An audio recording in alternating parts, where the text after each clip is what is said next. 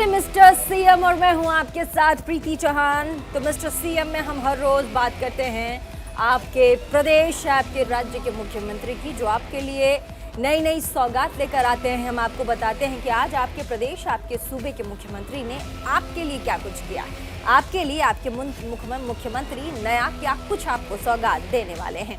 और ऐसे में क्या कुछ दिन भर कार्यक्रम रहे तमाम मुख्यमंत्रियों के, ये हम आपको बताते हैं। और आज के शो में हम बात करेंगे गुजरात के मुख्यमंत्री भूपेंद्र पटेल की।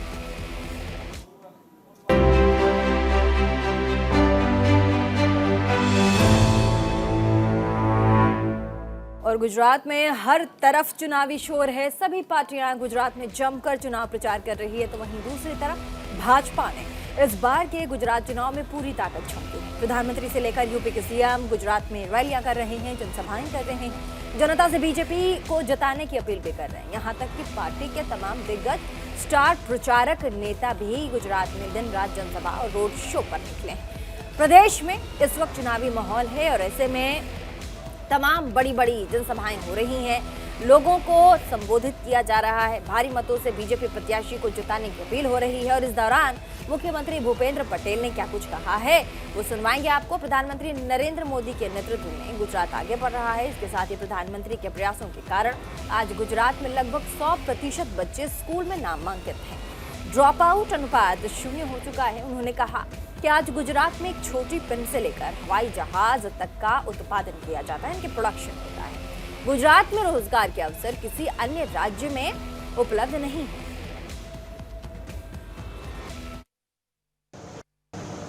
माननीय नरेंद्रभाईના માર્ગદર્શનમાં ગુજરાત આજે દેશનું ગ્રોથ એન્જિન કહેવાય છે।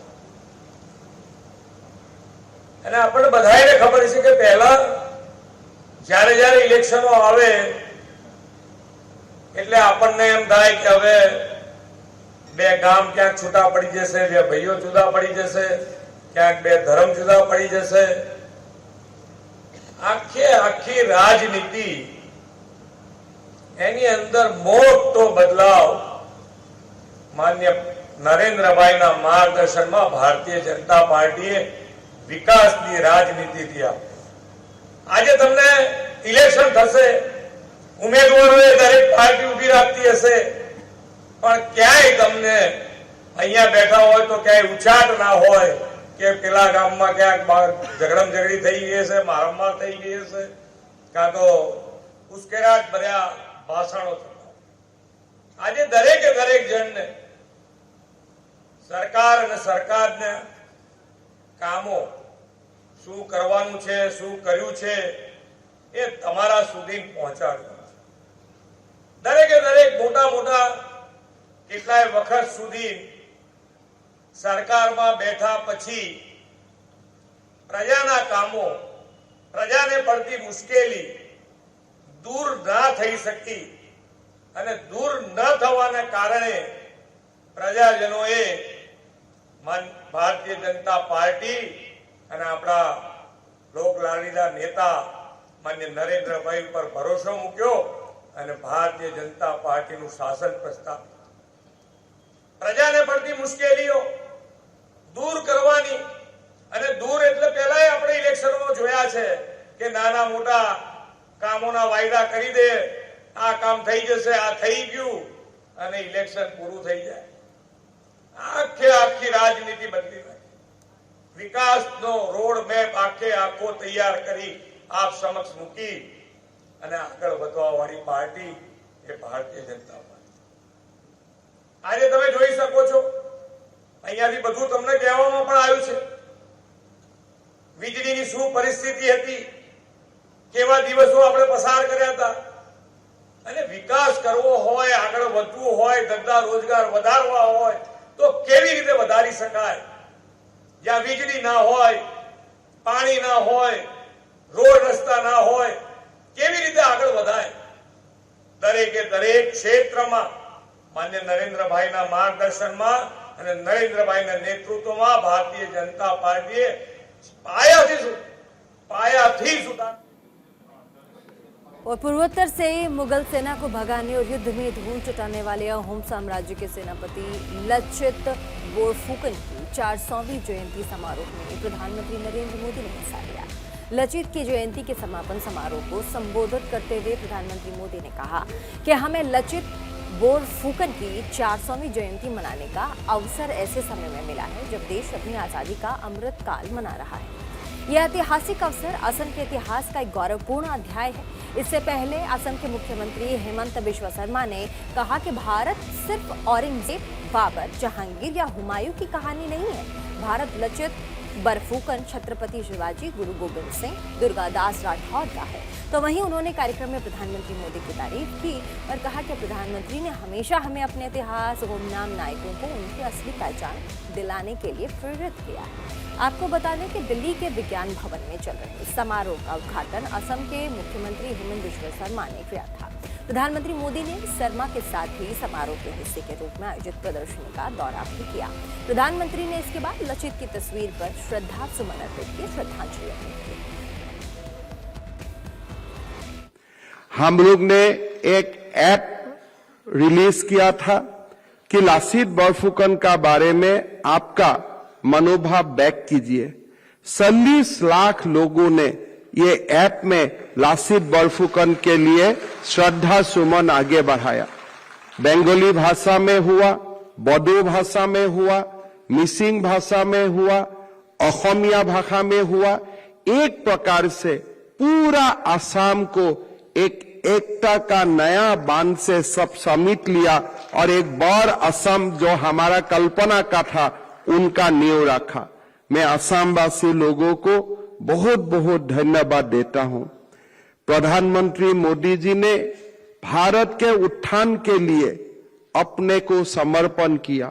राम जन्मभूमि हो, काशी विश्वनाथ हो, उज्जैन का महाकाल हो, भारत का सभ्यता संस्कृति का उत्थान के लिए प्रधानमंत्री मोदी जी ने अपने आप को समर्पण किया।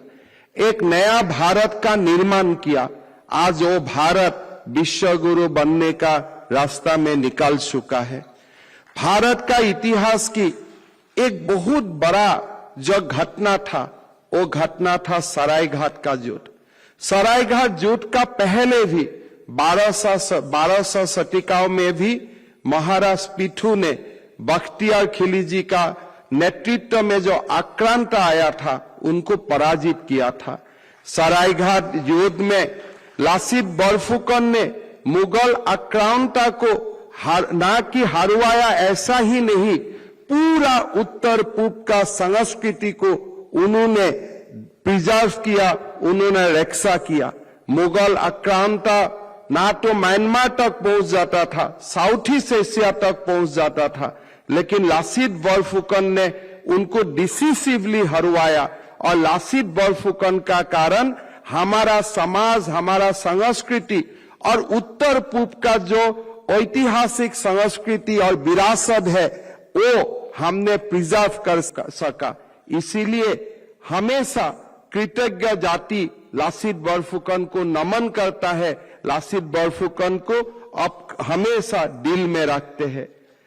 हम सब जानते हो जब औरंगजेब ने ये देश को शासन किया, छत्रपति शिवाजी, दुर्गादास राठौर, गुरु गोविंद सिंह, लचित बोरफुकन जैसा योद्धाओं ने उनको टिकने नहीं दिया।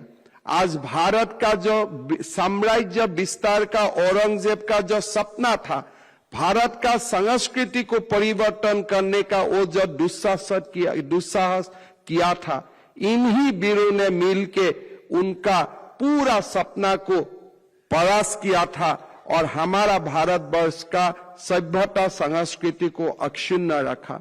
मैं आह्वान करता हूं, भारतवासियों को आह्वान करता हूं कि महावीर लचित का कंट्रीब्यूशन खाली असम के लिए नहीं था, पूरा देश का सभ्यता के लिए था, पूरा देश के लिए था। और वो महान योद्धा को भारतवर्ष का इतिहास में उनका नाम सोनाली अक्षर में लिखा होना चाहिए, लिखा जाना चाहिए। यही मैं भारतवासियों को आह्वान करना चाहता हूं। और उत्तर प्रदेश के मुख्यमंत्री योगी आदित्यनाथ ने अलीगढ़ की सौगात दी है। अलीगढ़ को आज उन्होंने सौगात दी और अलीगढ़ में मुख्यमंत्री योगी ने अलग अलग 86 करोड़ 55 लाख रुपए की 88 विकास परियोजनाओं का शिलान्यास लोकार्पण किया। मुख्यमंत्री ने जनता को संबोधित करते हुए कहा कि अलीगढ़ प्रदेश में अपनी अलग पहचान है और इस शहर का अपना ऐतिहासिक महत्व है। अलीगढ़ ने देश की आज़ादी की लड़ाई से आज तक विकास के क्षेत्र में अग्रणी भूमिका निभाई है। यहाँ विकास हो रहा है और अब यूपी में नौकरी के लिए सैफई परिवार वसूली करने जाता है। एक वो दौर था जब कहीं चाचा और कहीं भतीजा नौकरी के लिए वसूली करने निकल पड़ते थे, लेकिन अब वो सब बंद हो चुके हैं। उत्तर प्रदेश में दंगा दंगाई और उनको सरपरस्ती देने वाले भी खत्म कर दिए गए हैं। मुख्यमंत्री योगी ने कहा कि प्रधानमंत्री के नेतृत्व में देश आगे बढ़ रहा है और विश्वगुरु बनने की ओर देश अग्रसर है। तो वहीं उन्होंने आने वाले निकाय चुनाव में भी भाजपा की सरकार बनाने का आह्वान किया और साथ ही राज्य की तरह सब निकाय में बीजेपी की सरकार बनेगी। डबल इंजन की सरकार का विकास वहां भी दिखाई देगा, उन्होंने कहा है। भाइयों बहनों, अलीगढ़ प्रदेश का एक प्रमुख जनपद और महानगर है। अपनी इसकी एक पहचान है। पौराणिक काल से लेकर के देश की आजादी की लड़ाई के दौरान अग्रणी भूमिका में अलीगढ़ ने सदैव नेतृत्व प्रदान किया। आजादी के बाद अलीगढ़ ने प्रदेश में और राष्ट्रीय नेतृत्व स्तर पर भी नेतृत्व प्रदान करने के लिए सदैव अपनी भूमिका का निर्वहन किया। अलीगढ़ के विकास के लिए अलग अलग स्तर पर निरंतर प्रयास हुए। कभी बाबूजी श्री कल्याण सिंह जी के नेतृत्व में यहां के परंपरागत उद्यम को फिर से पुनर्जीवित करने के लिए ताला नगरी के रूप में उसे आगे बढ़ाने का कार्य किया गया। और आज मैं अलीगढ़ के इसी हुनर को एक मंच प्रदान करने के लिए आपके बीच में आया हूं कि विगत 8.5 वर्ष के दौरान आपने देश को बदलते हुए देखा है। यह देश आज अपनी आजादी का अमृत महोत्सव मना रहा है। आजादी के अमृत महोत्सव में भाइयों बहनों, किसी भी देश के लिए इससे गौरव की बात क्या हो सकती है कि जिस ब्रिटेन ने भारत पर 200 वर्षों तक शासन किया, आज उस ब्रिटेन को पछाड़ करके भारत दुनिया की 5वीं बड़ी अर्थव्यवस्था के रूप में दुनिया के सामने आया है।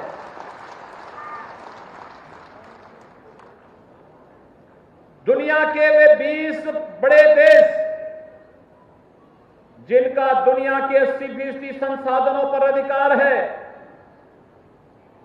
G20 के नाम पर वे जाने जाते हैं और G20 के उन देशों का अगले 1 वर्ष तक अध्यक्षता प्रधानमंत्री मोदी जी के नेतृत्व में भारत करेगा। राजा महेंद्र प्रताप सिंह जैसे महान स्वतंत्रता संग्राम सेनानी के नाम पर एक विश्वविद्यालय की स्थापना हो रही है। इसी अलीगढ़ के अंदर यहां पर ट्रांसपोर्ट नगर की स्थापना हो रही है। स्मार्ट सिटी मिशन के अंतर्गत अलीगढ़ आज एक नए रूप में देश के सामने है।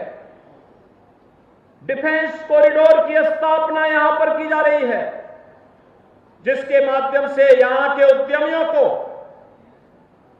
अपने हार्डवेयर के आइटम को वैश्विक स्तर पर पहुंचाने में मदद मिलेगी। आज नए उत्तर प्रदेश में आस्था का सम्मान भी है। इंफ्रास्ट्रक्चर डेवलपमेंट के बड़े बड़े कार्य हो रहे हैं। देश का सबसे बड़ा एयरपोर्ट यहीं पे जेवर में बन रहा है और देश का सबसे बड़ा एक्सप्रेसवे गंगा एक्सप्रेसवे भी यहीं से होकर के जा रहा है। तो दिल्ली में एमसीडी चुनाव का जोरों शोरों से प्रचार प्रसार हो रहा है और ऐसे में उत्तराखंड के मुख्यमंत्री पुष्कर सिंह धामी, जो कि स्टार चेहरा है इस वक्त, दिल्ली के बुराड़ी में आए हुए हैं। एमसीडी चुनाव पर कुछ कह रहे हैं, एक बार सुनवा देते हैं आपको। 7 तारीख को जब रिजल्ट निकले, 7 तारीख को जब परिणाम आए, लोग कहेंगे कि 12 बजे परिणाम निकलने वाला है। भाइयों बहनों, मैं आपसे कहना चाहता हूं कि आप बुराड़ी वार्ड का ये जो परिणाम है 6 नंबर का, वार्ड नंबर 6 बुराड़ी का ये परिणाम है, इसके लिए 12 बजे तक का इंतजार मत करवाना। आप लोग 10 बजे ही एक तरफा रिजल्ट घोषित कर देना।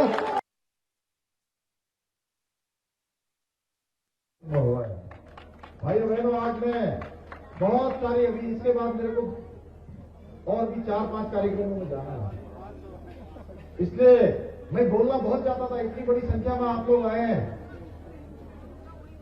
मेरे मन में बहुत सारी बातें जो मैं आपके सामने रखूं तो मुझे लगता है कि अगर मैं घंटों तक भी बोलूंगा तो मेरी बात पूरी नहीं होगी।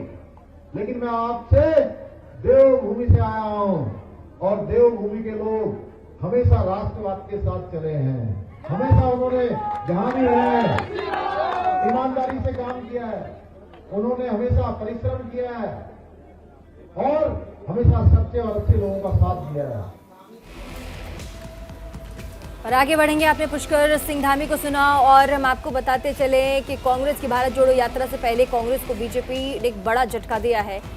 पूर्व मुख्यमंत्री कमलनाथ के करीबी और कांग्रेस के प्रदेश मीडिया विंग के उपाध्यक्ष नरेंद्र सलूजा ने कांग्रेस छोड़ दिया है और साथ ही उन्होंने भारतीय जनता पार्टी का दामन थाम लिया है। नरेंद्र सलूजा को मध्य प्रदेश के मुख्यमंत्री शिवराज सिंह चौहान ने बीजेपी की सदस्यता दिलाई। इस मौके पर मुख्यमंत्री शिवराज सिंह चौहान ने कहा कि नरेंद्र सलूजा का बीजेपी में स्वागत है, वे अच्छी सोच रखने वाले व्यक्ति हैं। उन्होंने आने से पहले बीजेपी उनके आने से मजबूत होगी। बीजेपी ज्वाइन करते ही नरेंद्र सलूजा ने ट्विटर पर अपनी प्रोफाइल भी बदल दी। उन्होंने कवर फोटो और प्रोफाइल फोटो बदल दिया। उन्होंने नई तस्वीर आज की सदस्यता ग्रहण करने वाली लगाई। बता दें कि कांग्रेस छोड़ बीजेपी में शामिल हुए नरेंद्र सलूजा पूर्व मुख्यमंत्री कमलनाथ के बेहद करीबी नेताओं में गिने जाते हैं। बताया जा रहा है कि इंदौर में हाल ही में हुए खालसा विवाद के बाद दोनों के बीच दूरियां दिखने लगी थी। दरअसल कमलनाथ गुरु नानक देव जयंती के मौके पर इंदौर के खालसा कॉलेज में आयोजित कार्यक्रम में पहुंचे थे। तभी पंजाब से आए कीर्तनकार मनप्रीत सिंह कानपुरी ने विरोध किया था। सलूजा जी चिंतक, बहुत अच्छा सोच रखने वाले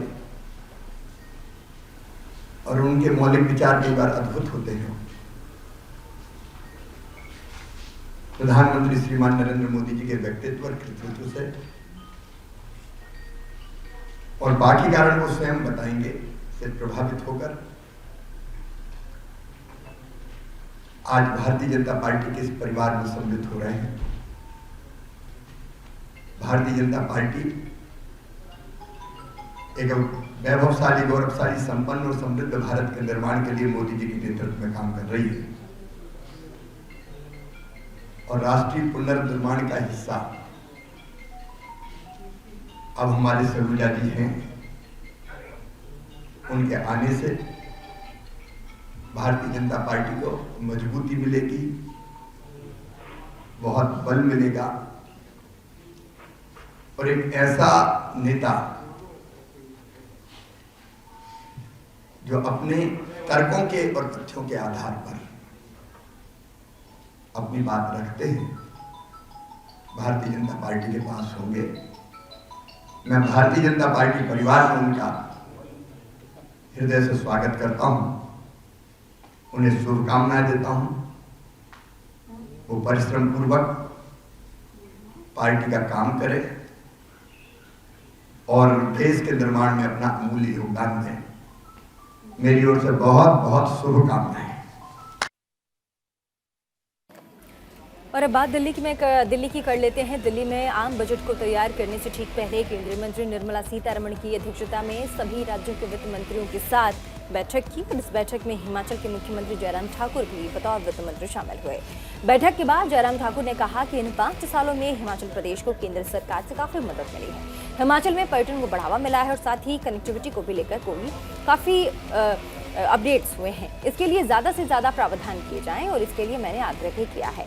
अब इसके अलावा हिमाचल की सेब की अर्थव्यवस्था बहुत अच्छी है और साथ ही सेब की पैकेजिंग में जीएसटी में जो बढ़ोतरी हुई है उसको कम करने की मैंने बात की है, ये हिमाचल के मुख्यमंत्री ने कहा। हिमाचल प्रदेश के लिए केंद्र सरकार से बहुत बड़ी मदद मिली है इन 5 वर्षों में जो हमारे कार्यकाल रहा है। और अभी भी हमने जो 2-3 चीजों को लेकर के जो निवेदन किए हैं विशेष तौर से उसमें प्रमुख रूप से हमारा हिमाचल प्रदेश में टूरिज्म और ज्यादा प्रमोट हो उसके लिए कनेक्टिविटी का इश्यू है। By road connectivity, by air connectivity और रेलवे कनेक्टिविटी, इसको ज्यादा से ज्यादा प्रावधान किया जाए, उस सारी चीज के लिए हमने आग्रह किया है। सर, इकोनॉमी के लिए जॉब्स को लेके कुछ आपने मांगा? नहीं, देखिए पहले तो जो इंफ्रास्ट्रक्चर से रिलेटेड जो इश्यूज है उन पर हमने बातचीत की है। तो उसमें सबसे बड़ी बात हमने इसी बात के लिए कही है।